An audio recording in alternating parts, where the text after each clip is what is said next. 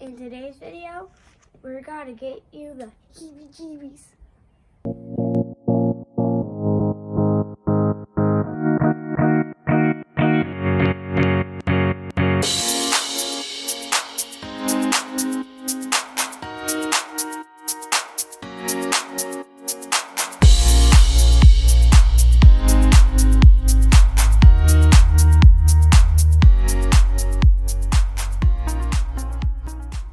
Welcome to Backyard Bugs with Brody. All right, buddy, what do you have for us today? What are the two things that you're going to show us? I know you got them in containers, but just what are they? Milky Slug and a House Centipede. Okay, and where did we find these? Do you remember? Under and between. So they were in between the bricks, right? And were the bricks on the patio, or where were the bricks at? Over. They were over in the grass in the garden area, right? Mm-hmm. Okay, and so real fast, we know you said it was a Milky Slug, and what type of centipede was it? Or is it, I should say? A house. And how do we know that it's a Milky Slug and a House Centipede? Do we just know that those are what they are? How did we find out that it's a House Centipede and a Milky Slug? What did we use to identify them? An app.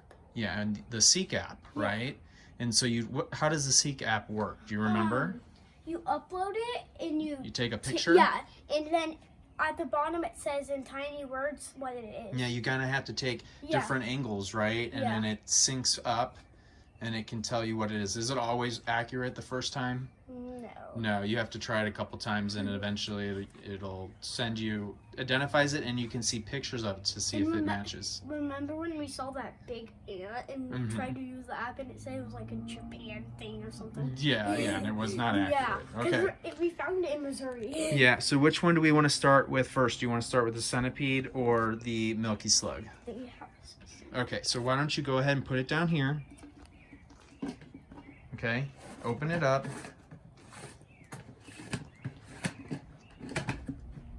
Yeah, just pull it off. It should just come off now.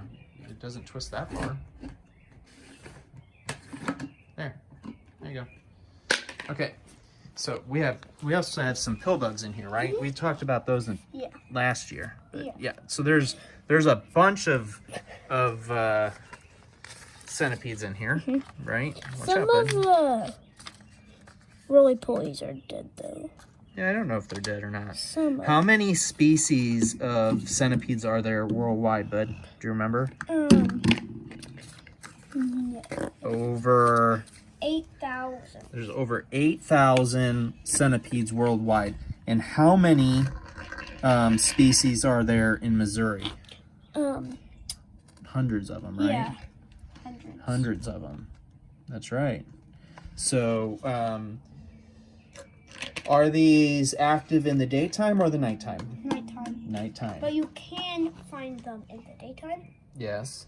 Like we did. Are centipedes... Let's see if we can get them to move around a little bit. There they go.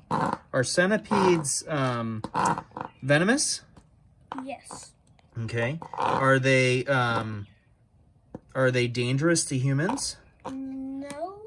No, they're not dangerous to humans. Though. Yeah, but if they bite you, especially the big ones. Yeah, it hurts. It hurts, yeah. So we're not gonna hold them with our hands, are we? Yeah, we're not. All right. What do we know about the legs? That the centipedes have one leg per segment, and the millipedes. You kind of see right there, one leg per segment. Have 2 legs per segment. Okay. And what's another difference between a centipede and a millipede? Millipedes are more like round, right? Yeah. They're more spherical. Centipedes are flat like this, and then they have curves on the side. And they're flat. Okay. They're like ovals, sideways ovals. Centipede means 100, right? Yeah. So that must mean that these guys must have 100 legs. No. They don't? Do they? How many legs can they have? They can, when they are full grown, they tend to have like 382 legs. 382 legs, or could have as many as small as 30, right? Yeah. And so the legs depend on the size and the age of the centipede, correct? Mm-hmm. All right. And where do you typically find these guys? Next to houses and stuff. Yeah, so you can find them in your basement. Yeah. Right? And under rocks. In this case, we found them under brickstones. Yeah, under rocks. Yeah. So why would they be found under bricks and under rocks? What is it? It's on when you're in those areas. You're in a basement. It's cool. It's cool and it's dark. Dark and damp. Yeah. Because you know that these guys, they dry out pretty easily, so they have to be in a damp spot. Because if they're not, they get dried out and then they die. Okay. Go ahead and put the lid on. Can you put the lid on? All right, grab your next guy, and then we'll let him go, okay? And same thing with slugs, right? Yeah. All right, go ahead and open it up. Okay, so this is a milky slug, right? How many species of slugs and snails are there in Missouri? Do you remember? No. Do you remember how many species of slugs and snails there are? There's 150. Yeah, watch out, bud. And how many slug species, buddy? How many slug species are there? 12. 12, that's right. And what's the main difference between a slug and a snail? They're shells. Hold on. Hey, I'll tell you what. Can you put that down on the ground so I can zoom in on it? Next to the helicopter. Yeah. So slugs. So slugs have shells? No. No? Who has a shell? Snails. Snails have shells. That's right. And are slugs and snails? Are they similar? Are they related? Yes, they are related. They're related. And where are they found? In damp places too. Yeah, cold, damp places Dark, as well. damp, Gardens, leaf litter. Because they can dry up easily too. Hey, how long have slugs and snails been on the planet? Do you remember? Longer than dinosaurs. Yeah, how many millions of years? 550 million years. Yeah, that's a long time, isn't it? And hey, real fast, we talked about the centipedes, right? So centipedes are they herbivores or carnivores? Carnivores. Okay, and slugs and snails, are they herbivores or carnivores? Omnivores. Well, most of them are herbivores. Yeah. But some snails and slugs are carnivores. Yes. And what did you say? Sorry, the centipedes, are they carnivores or herbivores? Carnivores. They're carnivores, right? Yeah.